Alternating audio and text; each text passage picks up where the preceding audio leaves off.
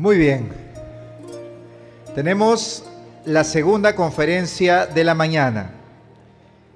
Esta ponencia es titulada La igualdad de oportunidades entre mujer y varón y el género, aportes en el ordenamiento jurídico y las políticas públicas en el Perú.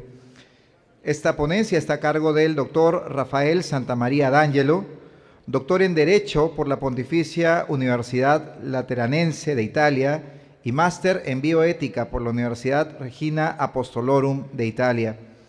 Abogado egresado de la Universidad Privada Antenor Orrego de Trujillo, es miembro de la International Academy for Study of the Jurisprudence of the Family y de la Academia Iberoamericana de Derecho de la Familia y de la Persona.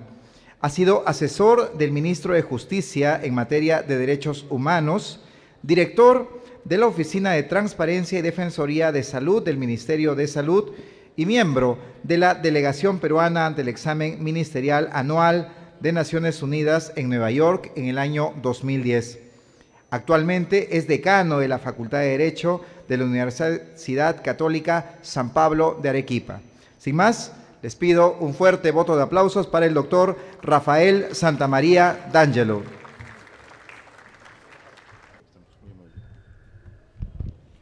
Muy buenos días. Mis primeras palabras son de agradecimiento para toda la organización a cargo de la Universidad Católica de Trujillo, sus autoridades, a todos los rectores que han venido, miembros de la UDUCAL, los profesores, a cada uno de ustedes presentes. Me parece, y destaco esto como primer punto, digamos, me parece muy importante centrarnos hoy día sobre una reflexión en torno a la mujer, en torno a lo que acontece, digamos, en la violencia de la mujer. Yo les propongo este esquema, hay una introducción, vamos a tocar aspectos vinculados a la legislación y a las políticas públicas sobre mujer y hay sobre esto algunos aportes que nos van a ayudar, digamos, como un derrotero y como puntos que se podrían considerar tanto en la legislación como en las políticas públicas.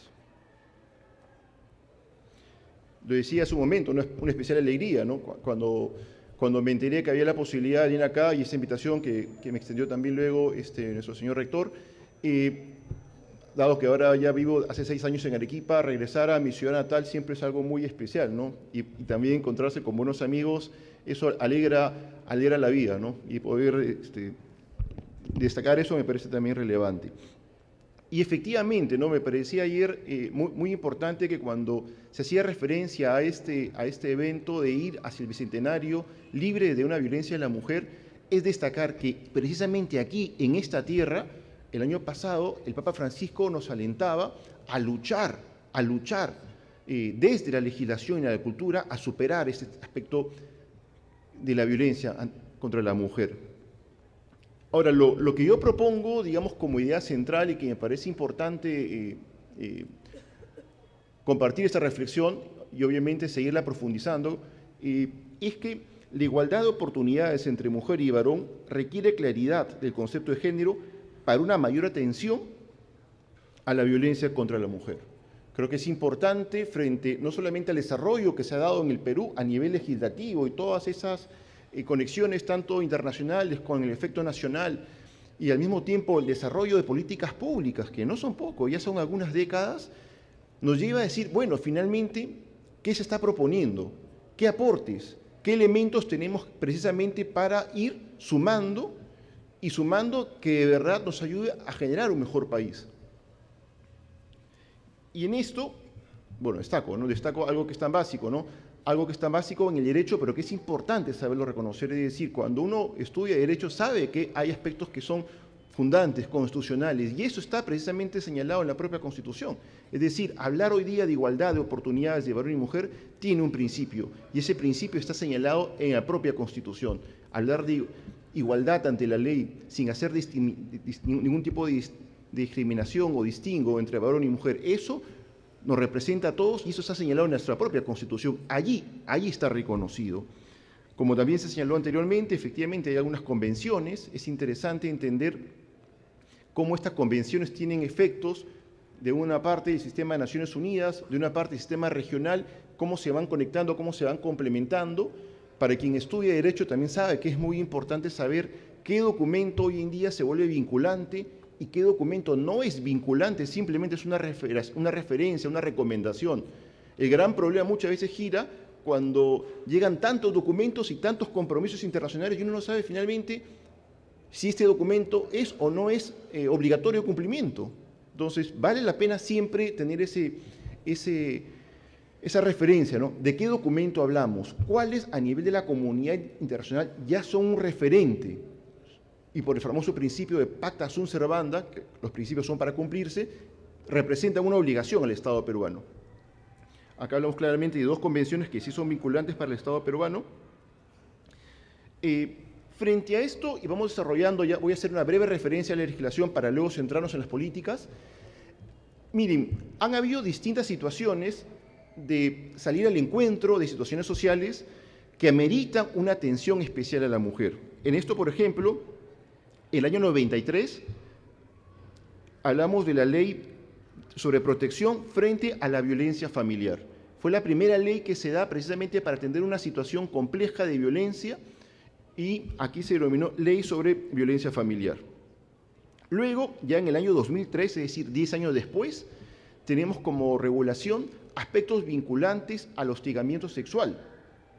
Bajo esta ley se delimita, digamos, hay un concepto de lo que es hostigamiento sexual, los elementos que las constituyen, sus manifestaciones y cómo responder mediante un proceso. Es interesante destacar que esto da pie precisamente a todo un carácter sancionatorio. Y precisamente por esa respuesta sancionatoria se van a ir luego incorporando ya a nivel de Código Penal algunas normas, por ejemplo, en este caso vinculada a la trata de personas. Una situación también muy problemática que está muy presente, digamos, en la realidad actual, ¿no? Lo que es la trata de personas y en este caso también el tráfico ilícito de inmigrantes. Esto se dio en el año 2007. Pero si tuviéramos que entrar, digamos, al punto clave de reflexión y de análisis, entendemos que el año 2007 se aprobó la Ley de Igualdad de Oportunidades entre hombres y mujeres. Aquí claramente tenemos una regulación que acentúa que aspectos básicos, digamos, para evitar cualquier tipo de discriminación, de situaciones asimétricas entre varón y mujer. Vamos a desarrollar bien cómo esta ley mismo da inspiración a planes de gobierno y precisamente cómo esos planes de gobierno van a ir desarrollando los alcances previstos por esta ley. Tenemos luego la ley 30068 que incorpora un tipo penal, es decir, hay una categoría. Nuestro Código Penal actualmente recoge, bueno, ya desde hace algunos años, un nuevo tipo penal, que es precisamente la categoría o el delito de feminicidio, es decir, cuando una persona mata a otra por la condición de ser mujer. Esto ha generado muchas reflexiones, sin duda, digamos, representa una gran preocupación. Había una discusión si conviene o no conviene tenerla presente, si genera una situación, digamos, de simetría, considerarla, y el legislador lo ha considerado oportuno. Tenemos este delito tipificado desde el año 2003 en el derecho penal peruano. Ahora bien, me quiero centrar en esta ley, que es la más vigente y en la cual he tenido experiencia de conversar con distintos amigos magistrados, jueces, que es la ley para prevenir, sancionar y erradicar la violencia contra las mujeres e integrantes del grupo familiar. Un problema, lo hemos dicho, la violencia contra la mujer. Precisamente, si ustedes se dan cuenta, en la propia denominación, porque esta ley deroga la primigenia, la anterior que mencionaba anteriormente, se habla de violencia familiar a la violencia contra las mujeres e integrantes del grupo familiar. Hay un cambio. El cuestionamiento que uno podría hacerse es si la singularización, en este caso la violencia contra la mujer e integrantes del grupo familiar, realmente significa una mayor protección hacia la mujer. Es un tema que efectivamente podríamos cuestionarnos, pero al mismo tiempo se hace referencia a algunos tipos de violencia. Está la violencia física, psicológica y sexual. Se habla también de violencia económica. Es un nuevo término, una nueva calificación a lo que significaría la violencia económica. Y en el reglamento de esta ley se hace referencia a la violencia de género. se crea una comisión multisectorial de alto nivel. Y acá hay un tema importante frente a la aproximación, es decir, anteriormente con la ley primigenia sobre violencia familiar, ante una situación concreta de violencia familiar, habían instancias previas, es decir, estaba la policía, estaba el Ministerio Público, y llegado su caso, se judicializaba. Es decir, el juez intervenía, pero intervenía en sentido último. Ahora cambia la ley y quien interviene primero ante un caso de violencia familiar es el juez. Entonces, y se elimina toda forma de conciliación, es decir, ante un problema, digamos, concreto, se eliminó toda forma de conciliación, de que las mismas partes puedan ponerse de acuerdo. Es un tema no ajeno. Fíjense ustedes, les cuento un caso que ha pasado en Arequipa. Un padre de familia le promete a su hijo que de sacar buenas calificaciones a fin de año le compra su bicicleta. El hijo estaba feliz, el hijo comunicó a todos sus amigos que le iban a comprar su bicicleta. ¿Qué sucede? Que el hijo reprueba matemáticas, jala el curso de matemáticas para vacacional. El padre, al cumplir su promesa, no le compró la bicicleta. Y en su momento, ¿saben qué ha pasado? En su momento, la madre denuncia al padre por violencia psicológica. Por violencia psicológica. Tienen un informe de un psicólogo que dice que su hijo ha sufrido menoscabo en su salud mental y por tanto lo denuncia. El padre trabajaba en una empresa en química suiza, tenía un cargo muy bueno en Arequipa. La denuncia le llega al centro de trabajo. Al padre lo echan del trabajo. La madre, como medida protectora, le pide que le impide al padre llegar a su casa. Y este caso va a una segunda instancia. Entonces uno dice, aquí ante qué estamos, ante una situación de que cualquier caso se va a tener que llevar a lo judicial. La gran pregunta que nos hacemos, si eso realmente representa una política final, una actuación de solucionar, digamos, temas que realmente tendría que tener una instancia previa y poder solucionarse antes. Fíjense ustedes como el caso que les comento. Ahora bien, vamos a la segunda parte de esta exposición que tiene que ver con políticas públicas. En políticas públicas, como se mencionó también antes, hay un Ministerio de la Mujer que su creación data del año 96. Me parece muy relevante, cuando uno lee la ley de creación de este ministerio, ver en sus consideraciones alguna aproximación que se tiene, digamos, de la creación de este ministerio. Y dice lo siguiente, ¿no? Que el Estado considera de especial importancia el aporte de la mujer peruana en la pacificación y desarrollo nacional, así como en la lucha contra la pobreza a través de su liderazgo en las organizaciones sociales de base y el papel protagónico que cumple en la vida política del país y principalmente en la función pública. Es decir, me parece muy importante destacar siempre el aspecto promocional y no quedarnos únicamente en un aspecto defensivo. Ambos aspectos yo creo que es muy importante como aproximación. A ver, de acá son 4 planes. Si nosotros nos vamos hacia atrás, de atrás hacia adelante, tenemos efectivamente un plan que data de igualdad de oportunidades entre mujeres y varones del 2000 al 2005. Después le sucede del 2006 al 2010. Tenemos un plan nacional de igualdad de género del 2012 al 2017. Y recientemente se ha cambiado ya, más que de plan, se habla ahora de política nacional de igualdad de género aprobado este año por este gobierno. Entonces, de estos documentos brevemente lo voy a mencionar lo más sucinto que me parece relevante compartir ante ustedes.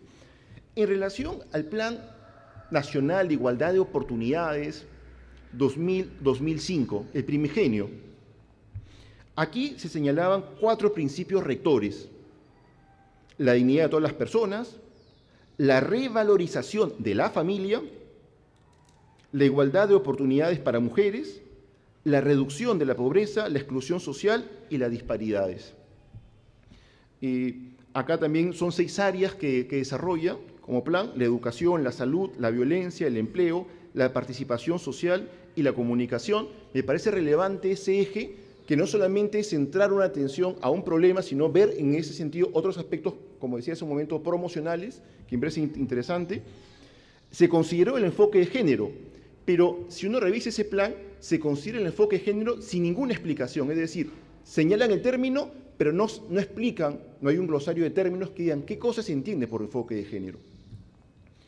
Y a nivel político es muy usual crear comisiones. Se arman comisiones multisectoriales para atender, digamos, esta planificación. Nos vamos al segundo plan, que es el plan 2006-2010. Aquí es interesante porque este plan parte de un diagnóstico situacional. Y en este diagnóstico se trabajan políticas transversales de igualdad de oportunidades, valores y prácticas culturales. En este aspecto de valores y prácticas culturales se incluye a la violencia, accesos al servicio de salud, educación y cultura, acceso al mercado laboral y recursos económicos, participación política y social. Como diagnóstico me parece súper interesante ver este aspecto que engloba, digamos, todo el desarrollo, digamos, en este caso, donde se dirige la mujer. También hay uno de los principios rectores, son un poco más amplios, hacen referencia a relaciones sociales equitativas, desarrollo de capacidades y equidad social y de género, así como servicios, también acceso a servicios con equidad de género. En este plan sí se definen algunos conceptos, y es importante mencionarlos, se definen algunos conceptos. Hay un glosario de términos y se hace referencia a qué cosa significa. Y aquí, por ejemplo, hay una definición de género, de enfoque de género, de equidad de género, de representación de género, de perspectiva de género, de rol de género y de violencia de género. Entonces, vemos que hay un gran desarrollo de estos conceptos, pero que al mismo tiempo ya nos va generando una tensión, ¿no? Define, pero al mismo tiempo en esa definición le agrega muchos calificativos al propio término de género, ¿no? De igual forma, se realizó una definición de igualdad de oportunidades y esto me parece bastante también interesante, genera una reflexión sobre lo que significa la licencia por paternidad. Saben ustedes que después de algún tiempo esto se reconoce, o sea, para los varones que tenemos la gran bendición de ser padres, en algún momento se nos reconocen días para poder estar asistiendo, digamos, también en nuestras responsabilidades. Pasó un tiempo y estamos en el tercer plan, pero aquí cambia el término. Aquí no se habla plan de igualdad de oportunidades entre mujeres y varón, sino aquí se habla Plan Nacional de Igualdad de Género. Entonces, y el principio fundamental, ya no hay una concentración de principios y se dirige únicamente en lo que se llama la transversalidad del enfoque de género. Y claro, y surge la pregunta, dice, pero ¿por qué cambian? ¿Cuál es el cambio que se da, digamos, entre igualdad de oportunidades a igualdad de género? O sea, ¿por qué? Si digamos, se ha entendido siempre lo mismo, ¿por qué cambian? Y la respuesta a este interrogante es precisamente que la igualdad no solo se orienta al acceso de oportunidades, sino también al goce efectivo de los derechos humanos. Entonces, ahí está la respuesta. Entonces, para que sea más llamémoslo así, extenso esta comprensión, se habla de igualdad de género. Y aquí se hace referencia a algunas brechas de género. Se hace referencia en educación, en salud, en violencia de género, en empleo y trabajo, en medio ambiente y género. De verdad, sorprendente, ¿no? Hablar de medio ambiente y género es algo novedoso. Acceso a la identidad y, finalmente, en toma de decisiones. También se estila crear comisiones multisectoriales y este plan también lo propuso, ¿no? Una comisión multisectorial.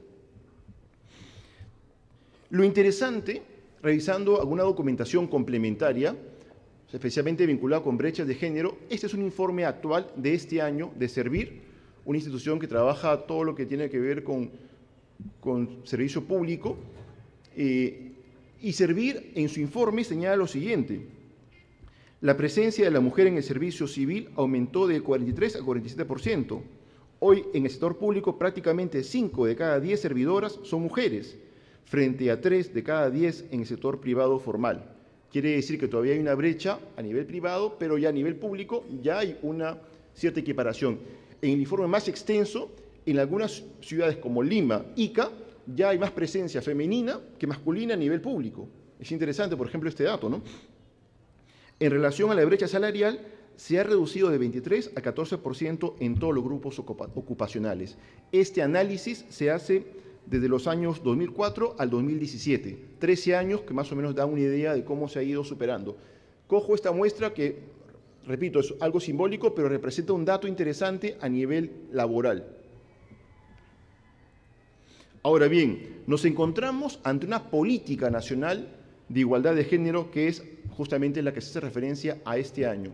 Y se mencionó también en algún momento un nuevo concepto, pero yo repito, es importante ser críticos ante los conceptos. Los conceptos expresan ideas y las ideas se tienen que comprender, porque si no se comprenden puede haber, digamos, que la comunicación no es clara entre lo que se quiere decir y lo que realmente se entiende como tal. Aquí se habla de una política que hace referencia a una discriminación estructural contra la mujer. Discriminación estructural. Lo lógico cuando uno lee este concepto es decir, sí, bueno, ¿qué cosa se entiende por discriminación estructural? Y en este caso es ir al glosario de términos, es decir, ¿hay algún vocabulario para entender qué significa discriminación estructural? Y efectivamente el glosario de este mismo documento nos dice lo siguiente: desigualdades de derechos o de hechos como resultado de una situación de exclusión social o de sometimiento de grupos vulnerables por otros, en forma sistémica y debido a complejas prácticas sociales, prejuicios y sistemas de creencias. Pero si uno dice, oye, pero aquí hablamos de una discriminación estructural contra la mujer, ¿no? Lo interesante y lo que llama la atención es que este documento no señala, fíjese usted, no señala a la mujer en el glosario, sino hace referencia a grupos vulnerables. Bueno, entonces se entiende si son grupos, no solamente sería comprender la mujer, ¿no? Entonces, sería importante ver a qué grupos, ¿no? Claro, eso tiene que ver con nuevos términos que se van señalando a partir de derechos humanos. Están famosos los grupos de especial protección, de categorías sospechosas. Entonces, ahí yo creo que es importante ir viendo finalmente de qué cosa estamos hablando frente a estos términos. Hay también una problemática que hace referencia a causas y efectos, lo cual también es interesante destacar. Y por último, incorpora un nuevo término, que es el término de identidad de género. Y aquí ya llama la atención y efectivamente podría ya comprenderse por qué se habla tanto de grupos vulnerables, porque en el fondo yo creo que hay una confusión. Y se parte, si uno analiza, por ejemplo, lo que dije hace un momento, de un plan nacional de igualdad de oportunidades que no define el enfoque de género, a un plan, una política nacional de igualdad de género que sí define lo que es la identidad de género. Y por identidad de género señala lo siguiente, ¿no? Es la vivencia interna e individual del género, la cual podría corresponder o no con el sexo asignado al momento del nacimiento, incluyendo la vivencia personal del cuerpo, que podría involucrar la modificación de la apariencia o la función corporal a través de medios médicos, quirúrgicos o de otra índole, siempre que la misma sea libremente escogida, y otras expresiones de género, incluyendo la vestimenta, el modo de hablar y los modales. Entonces, es un tema que ya implica una mayor reflexión, porque decir que el gobierno peruano asume esta posición y quieren vincular con otros documentos, entre ellos algunos documentos que vienen también de la Corte Interamericana, es importante decir, bueno, seamos críticos, ¿qué cosa implica hablar de esto? Y aquí yo genero, digamos, la reflexión para ser conclusivo en cuanto a los aportes para generar un diálogo. No quiero, digamos, cerrar el debate ante bien, me encantaría generar un diálogo, que eso creo que es lo que corresponde siempre a la universidad, y más aún como universidad católica. El primer punto es distinguir la protección, es decir, se habla de la violencia, del hostigamiento, de la trata de personas, el feminicidio, entre otros. Allí hay que atenderlo, ¿no? Y me parecía muy relevante ver casuísticas, casos concretos. Una mujer violentada, naturalmente a todos nos lleva a decir, necesita protección, y nadie discutiría eso. Pero yo creo que es importante que la mirada también se centre en la promoción, en todo el despliegue, en todo ese desarrollo. ¿Quién no reconoce hoy el liderazgo de las mujeres, el protagonismo que tienen fuera de casa y dentro de casa? En ese contexto es fundamental ver esa complementariedad, no centrarnos únicamente en un aspecto, sino verlo de modo complementario. Repensar la violencia como concepto, clasificación y atención estatal. No señalé aquí, pero como tipo de violencia, hoy también se hace referencia en un documento a violencia obstétrica. Y yo decía, ¿violencia obstétrica? ¿Qué cosa es violencia obstétrica? Entonces, se van sumando calificativos, calificativos y calificativos, y el propio concepto central matriz va perdiendo su vigencia. El Estado cumple una función subsidiaria de la familia. Esto no nos olvidemos, es un principio elemental. La propia doctrina social de la Iglesia señala la subsidiariedad como principio. El Estado no puede oponerse, no puede generarse una relación persona-Estado y pasar por alto a la propia familia. Es fundamental tener esto muy en claro. Tercer punto, la igualdad de la mujer y del valor, me refiero con el hombre, es inherente. Se tiene igual dignidad como seres humanos. Esta es la base de todo reconocimiento en oportunidades y derechos. Es decir, no nos entrampemos que son igualdad de oportunidades, no, de derechos. Señores, hay una igualdad que es en su dignidad y sobre esa dignidad hay un orden. Y ese orden, queda claro que ese orden lleva a reconocer una igualdad que es diferente, pero al mismo tiempo complementaria. Y decir que somos diferentes no es discriminatorio. Es importante entender nuestra propia realidad antropológica. Somos seres diferentes pero complementarios en esa igualdad que ontológicamente nos viene reconocida como seres humanos. A ver, y con eso termino. Existe una excesiva calificación sobre el concepto de género. Les hablaba en los programas y sigue creciendo. Lleva a confusiones. Referirse a género sin una base definida en la sexualidad humana como varón y mujer corre el riesgo de no identificarlos como tales y más aún de obviarlos. Es decir, ahora ya se quiere reconocer en algunos estados que sexo es neutro. O sea, ¿cómo hacer neutro? O eres varón o eres mujer. Y ese dato tiene que ser constitutivo porque nos muestra como tales y en ningún modo representa discriminación frente a otros. Es una realidad que se identifica como varón y como mujer. Una política pública de atención a la mujer no la puede desligar de su coexistencialidad y complementariedad con el varón. Tampoco de la familia, eje natural de un verdadero desarrollo humano.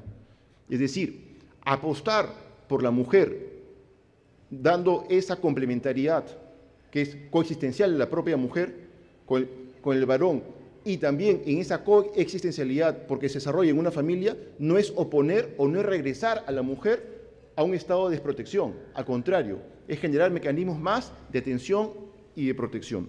Miren, se ha buscado siempre en estos días estadísticas, evidencias. Yo les comento un estudio que se ha hecho en Harvard. Hay un instituto, un centro de atención al adulto mayor. Está en este link. Y es impresionante porque ese es un estudio histórico, porque se ha logrado durante 75 años seguir a un grupo de jóvenes de 19 años y la mayoría ya está, digamos, bordeando los 90.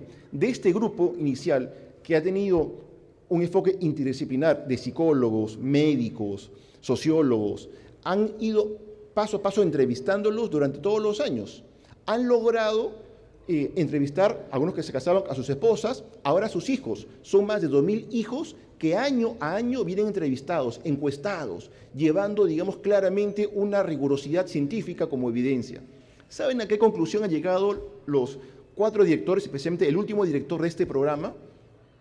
Que la vida tiene mucho más sentido cuando busca relaciones armónicas, justas, relaciones que realmente fortalezcan vínculos.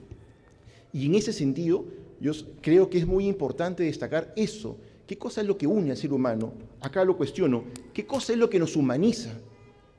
No estamos para crear divisionismos, para enfoques confrontacionales, antagónicos. Estamos para ir superando esto.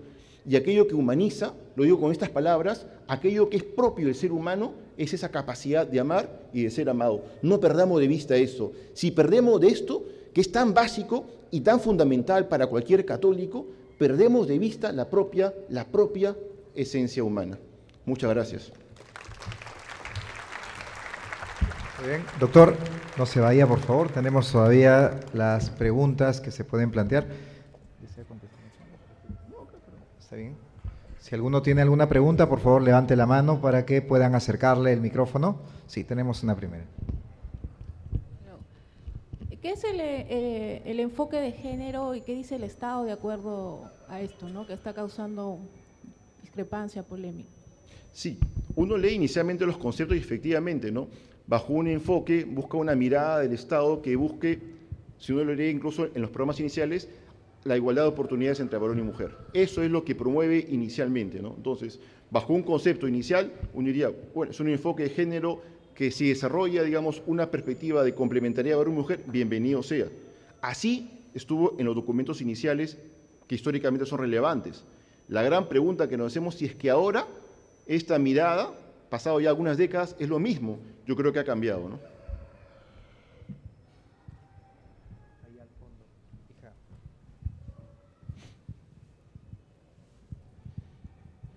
Buenos días. Sobre la complementariedad, desde el punto de vista social, cultural, hay una complementariedad entre hombre y mujer, ¿no? Familia, entorno. Desde el punto de vista de ser humano, como seres que existimos, como usted mismo lo mencionó desde la creación de Dios, ¿cómo podríamos tomar esa complementariedad desde el concepto solamente de ser humano? Gracias. O sea, yo creo que eso obedece a entender que para una realización, lo digo así, digamos,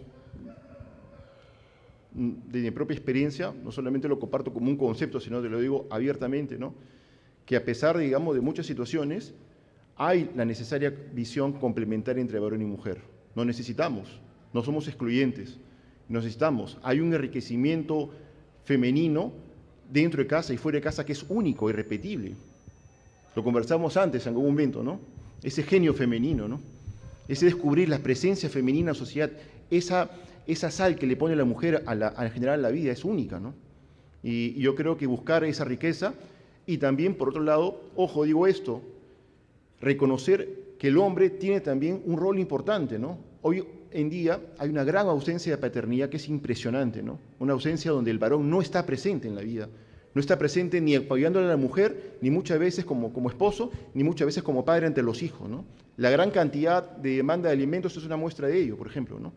Pero yo creo que el gran desafío que tenemos es entender cómo nos ayudamos, cómo nos complementamos, cómo hacemos de una sociedad donde esta unión que es tan fundamental, que se llama matrimonio, crezca cada día más y se promueva. No solamente porque dice la Constitución, sino porque constitutivamente hablando, realmente lo creemos, ¿no?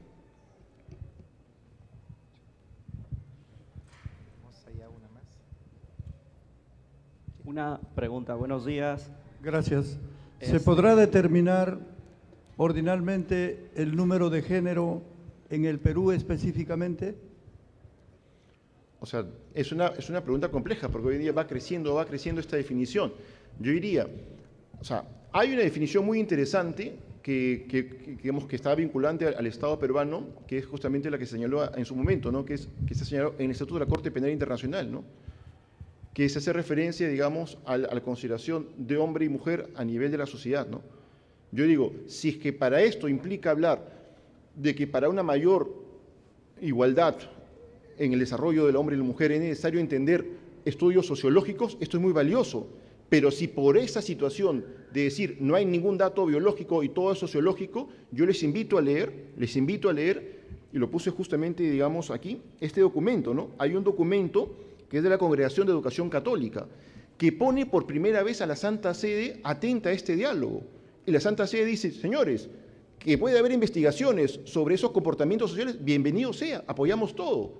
Pero que si por esa situación, hoy en día, de hablar de identidad de género, se va a dejar de ser varón y mujer y se va a buscar, digamos, prácticamente una sexualidad asexuada, señores, en eso no estamos de acuerdo. En eso no estamos de acuerdo. Y hay que decirlo abiertamente. Y lo digo así. Y eso no es discriminación frente a nuestros amigos que pueden ser, digamos, de orientación sexual distinta, LGTBI. Eso no es discriminación, es entender las cosas en un propósito justamente armónico. Buenos días. Mi pregunta es, o mi opinión, o la opinión que busco de usted también, es acerca de lo que se viene dando en los países latinoamericanos, acerca del enfoque de género y que se desprendió de las conferencias del Cairo, de Pekín y de Estambul, y que estuvo al frente también el Papa Juan Pablo II. Lo que curiosamente pasa, que se habla mucho del enfoque de género y como usted acaba de mencionar, que el género no tiene una definición exacta, lo que espero de su opinión y la pregunta es, ¿esto no tiene que ver porque tienen en cuenta mucho acerca de los principios de Yogyakarta, que fue una comisión de las Naciones Unidas, pero que no son jurídicamente vinculantes? Porque dentro del Estatuto de Roma, creo, si es que no me equivoco, de 1998, especifica que el género designa solo para lo femenino y lo masculino. Es por eso que jurídicamente vinculante hablar de género para armonizar a toda la gama que está entre hombre y mujer no está bien establecido y no sé por qué lo hacen los países, ¿no?, latinoamericanos como otros países de otras regiones del mundo. Sí. Mira, voy a ir al punto de tu respuesta. Mira, hoy en día, lo digo así, dentro de grupos vulnerables han crecido muchísimo la presencia de los LGTBI, ¿ya? Lesbianas, gays, transexual y bisexual. Han crecido muchísimo esto. Y eso ha generado una reflexión a nivel de la comunidad internacional. Los derechos humanos se entienden desde la lógica siempre de proteger a esa persona indefensa, como en cualquier situación, mujer, niño, anciano. Hay que proteger a la mujer, hay que proteger al más necesitado. Ahora, entender una lógica de grupo dentro de los derechos humanos genera un cuestionamiento. Se ha reconocido, y eso no implica, digamos, una situación simplemente entender que esos grupos como tales, siempre en su protección, en su situación, van a estar identificados por una persona en concreto, como varón o como mujer. Es decir, esa persona homosexual, esa persona bisexual, cuando tenga que accionar, está identificado por su propio sexo. Y esto es obvio, porque responde a su propia naturaleza. El gran problema, y esto por ejemplo lo digo porque hace poco nos tocó hacer una opinión técnica sobre un proyecto de ley y recibí una opinión del Ministerio de la Mujer, dice, un momentito, no se puede hablar de igualdad de oportunidades entre varón y mujer. ¿Por qué le dijo? ¿Por qué no se puede? Porque también está excluyendo a los LGTBI. Entonces dice, pero señores, no, es que no se puede hablar porque es discriminación. Pero entender que ese grupo como tal está identificado por un varón y por una mujer, y eso no es discriminación, señores. Pero se está viendo un contexto donde crímenes de odio, entonces, querramos o no, hay una situación compleja a nivel de la comunidad internacional, a nivel de derechos humanos, que nos queda mucho todavía por interpretar.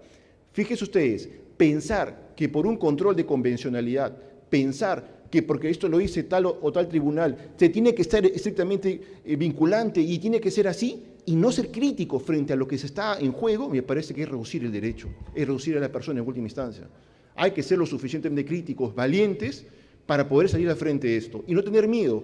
Yo creo que es muy importante que si el derecho, esto es algo tan básico, pero tan importante de decir, si el derecho no sirve a la persona y no encamina hacia un orden justo, ¿saben qué les digo? No nos sirve el derecho. No nos sirve el derecho.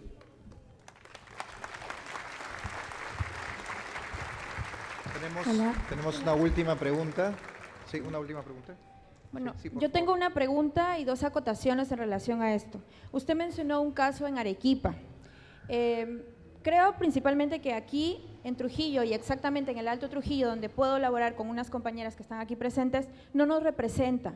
Y sería importante poder saber el número estadístico de casos que se repiten en relación a la conciliación, de lo que usted mencionaba, que anteriormente el tema era de conciliación y que ahora pues no está. Creo que se ha retirado porque no es práctico y no nos aporta. Y el otro punto es que si no se reconoce y si no se nombra esto como violencia obstétrica, que existe, no sirve de nada, ya que necesitamos capacitar y sensibilizar al profesional en salud. Y es tangible. Usuarias llegan del Alto Trujillo a comentarnos casos de que son violentadas en relación a cuando ellas van a dar a luz. Entonces, algo que no se nombra simple y sencillamente desaparece de nuestra vista. Gracias. Muchas gracias. Yo creo que es muy importante siempre entender el carácter jurídico, ¿no?, que requiere siempre respuestas prudentes. Y la prudencia siempre se enriquece de casos concretos. Es decir, hoy en día estamos tan acostumbrados a ver datos voluminosos, estadísticos, pero basta un solo caso de una vulneración injusta para que el derecho ahí cobre valor, ¿no?, que era un poco la experiencia que yo compartí en Arequipa. Me parece importante siempre ir en avanzada en cuanto a la protección de más débil de la relación, pero yo ponía en riesgo, el lenguaje a veces no es inocuo, el lenguaje tiene su propia connotación y a veces por querer generar una protección, te generas una desprotección. Fíjense ustedes nada más, y le invito a que haga el análisis sobre lo que implica hablar de salud sexual y reproductiva y cómo desde los orígenes se ha ido hablando y separando del propio concepto que es la salud. Entonces, ese querer ser muy específico en un tema a veces puede jugar en contra del propio concepto inicial. Y yo digo, yo soy conciliador y les cuento una anécdota. Yo tuve la gran bendición de hace muchos años hacer un curso de conciliación que fue el primero que se hizo acá en el Perú, perdón, en Trujillo. En Trujillo lo hizo la Pontificia Universidad Católica del Perú y le cuento una gran bendición. ¿Saben qué? Ahí conocí a mi esposa y conciliamos.